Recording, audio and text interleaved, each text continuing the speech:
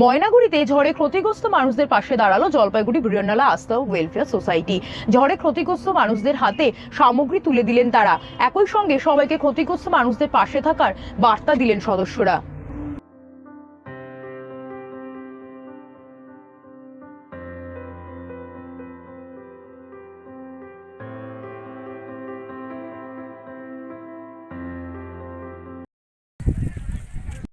আমরা জলপাইগুড়ি বৃহন্নলা আস্থা ওয়েলফেয়ার সোসাইটির তরফ থেকে এসেছি।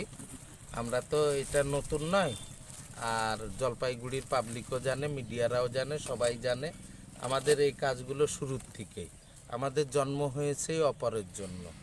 আজকে আমরা ইনাদের বাড়ির থেকে খুশি হলে, বিয়ে হলে, বাচ্চা হলে আমরা নিয়ে খেয়েছি। আজকে ওনাদের দুর্দিন এসছে, ঠাকুর কার কখন কি দেখায় কেউ বলতে পারে না।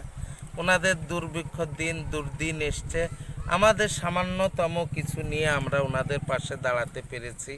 আর চেষ্টা করবো যেন আরও দাঁড়াতে পারি, আরও কিছু করতে পারি।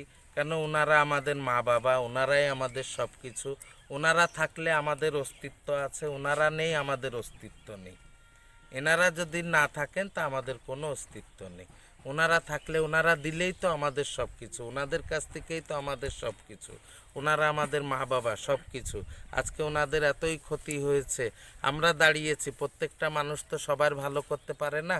প্রত্যেকটা মানুষ একজন একজনকে যদি বেছে নেয়, তাহলে আমাদের জেলাতে কারুর হয়তো এই অসুবিধাটা বেশি দিন থাকবে না। আর প্রত্যেকটা মানুষ এসে দাঁড়িয়ে যান এনাদের পাশে। দুর্ভিক্ষর মুখোমুখি সবাইকে হতে পারে। আজকে ইনাদের উপরে হয়েছে, কালকে আমাদের উপরেও হতে পারে।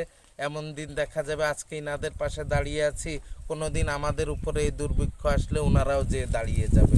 এটা হলো পরম্পরার নিয়ম, একজন একজনের পাশে থাকা। আমরা মানুষ, আমাদের কর্তব্য। এই কর্তব্যটা প্রত্যেকটা মানুষ যদি ঠিকমতো করে, নিজের কর্তব্য যদি ঠিকমতো পালন করে, তাহলে হয়তো কেউ কষ্টে থাকবে না। এই 4-5 দিন হয়ে গেছে আমরা কর্তব্য পালন করছি না ঠিক মতো, যার জন্য এখনও ভাঙা বাড়ি ভাঙা মতনই পড়ে আছে। কর্তব্য যদি ঠিক মতো পালন করতাম, তাহলে ঘরগুলো আগের মতো আবার দাঁড়িয়ে যেত।